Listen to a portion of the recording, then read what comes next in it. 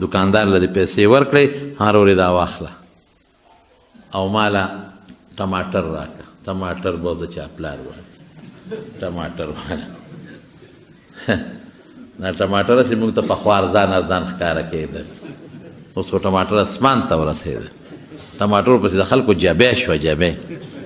او بل څه شته نه چې د ټماټرو په ځای څوک استعمال کړي سر خوړلی که دا اوس که دغه ني کدو تو اوږد نی نو غونډۍ به واچوې، نو که غونډۍ نی نو بل به واچوې، نو چې یو سبزي نی نو بله سبزي به استعمال کړي.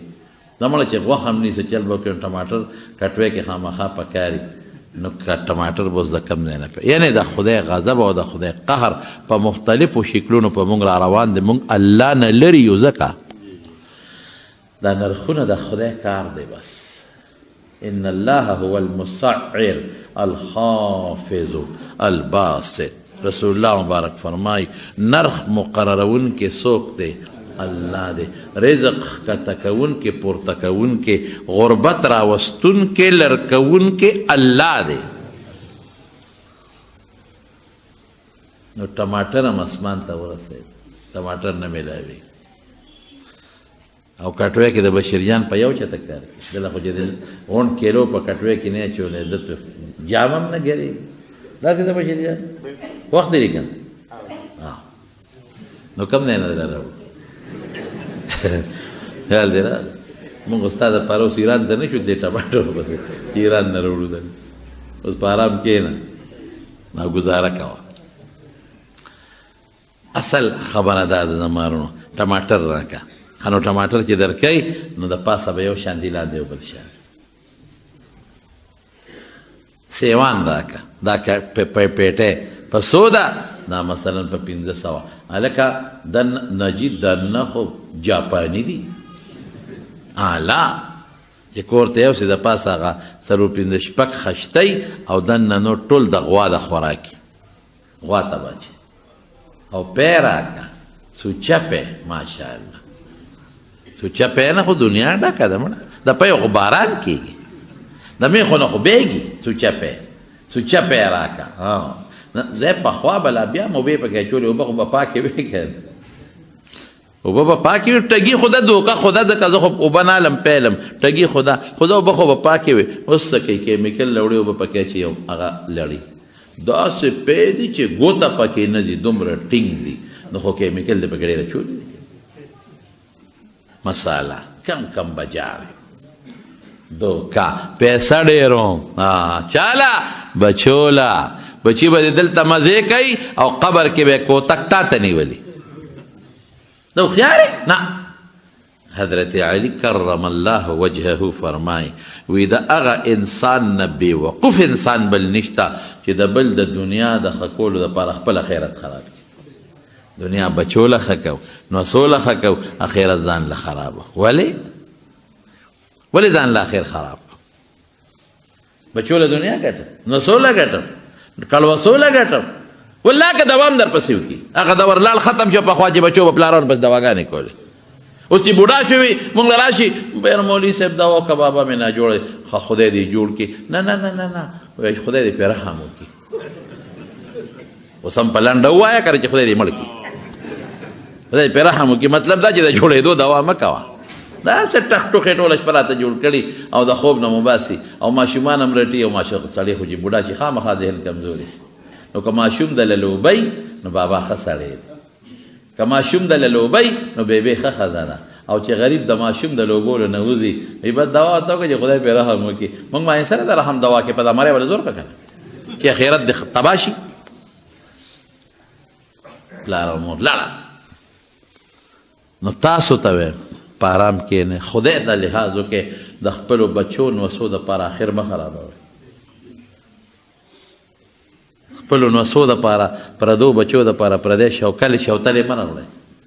نو بخور ولا غلا مه کوئ. پردی پولې ولا مه وهئ. او دکاندارانو ته هم ټماټر څښاپ د ښو په نرخ مه خرڅوئ.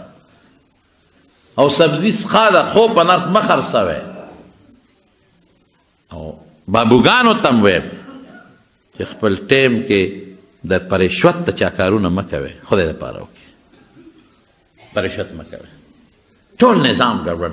او ډاکټرانو ته هم ویم چې خدای دپاره غریب غوا خرڅه کړې ده او تاله درغلې د ښځی ناجوړه ده او د اکسرې ضرورت نشته مه لیکه ورته مه لیکه د دارو ضرورت نشته مه لیکه ورته د 50 روپو د ښې کمپنۍ په دارو دی ښه کېږي نو د خرابې کمپنۍ د 300 روپو دارو مه لیکه ظالمه خدای به درته تپوس کوي او چې کومو دارو ته ضرورت نه مه لیکه ظالمه غرق دی که غریب دی یتیم دی کونډه ده مزدوري کړې ده په 50 روپو دیاړی کې تاله درغلې د ناجوړه دی ظالمه ظلم ولې کوې ورسره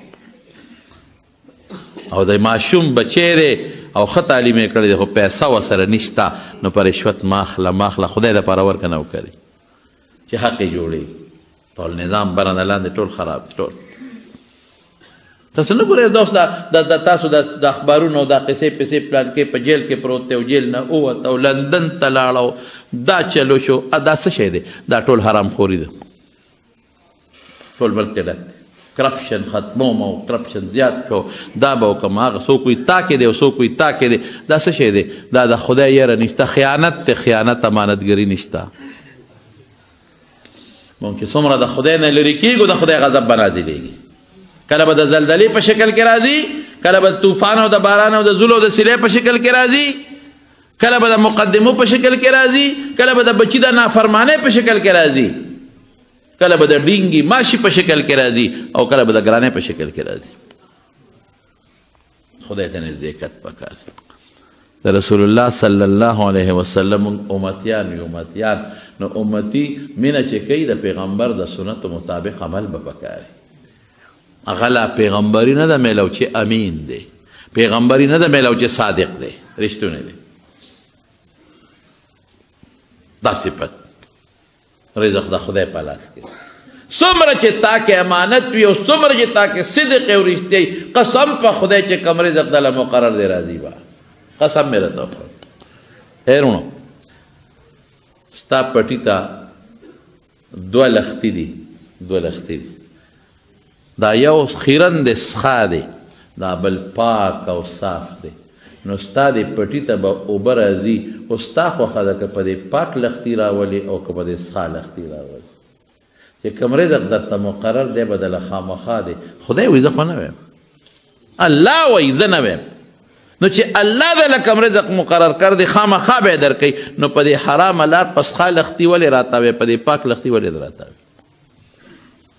خو مونږ خو هغه سخا ښکاري پاک نه ښکاري نو مونږ ځکه دې سخا ته انسان پاک نه ښکاري پاک الله سره دی هغې باندې حلال دی په حلاله کوه حلال روزګار شروع کا رزق دی همغه دی کمیږي به نه انشاءالله برکت به پکې وي نن مونږ سره د دې چې ځان ته د رسول الله مبارک امتیان وایو او یو الحمدلله لیکن مونږ د وعدې پاسداري نه کوو قرض چې چا نه والي څه چل ورسره کړي بشیر جان تا نه چې چا قرض اخیستی واپس یې درکړی سوال نه ته چاله ورکې هم نه نو خو خیر که چا دنه غوښتي درکړی دی خو بس دا پیسې راکړه 1000 روپۍ هم پکه مازدیګر واله مازدیګر نه سار راکړه نه سار خو به یې دله کور ته دروړم هغه سار به د قیامته پورې به رانشي دا وعده خلاف سخته ګناه نبی علیہ السلام فرمایي واورئ وایي که چا نه یو قرض وغوښته او ورته وي در کوم به نیټه ورکړي او نیت کې دا وي چې ورکوم به نو خدای به د هغه قرض د خلاصېدو توفیق ورکړي او که هغه وخت کې نیت دی چې ورېږه په دې ته چل بل قبضه کوم بیا نه ورکومه دله به تر مرګه پورې خدای د هغه قرض د خلاصولو توفیق ورنکړي ظالمه ځان غرقې دی وایي دا 1000 روپۍ مې ووالې دی 15,000 روپۍ مې بل نه غرق به شي تباه به شي پیغمبر وایي زه نه یم صلی الله علیه وسلم وعده خلافي د منافق نښه ده نبی علیہ السلام فرمایي منافق کې 4 نښې 3 نښې دي په منافق یو ځای کې 4 راځي 4 من كن فيه كان منافقا خالصا 4 نښې دي سوچه منافق دي سوچه منافق یو پکې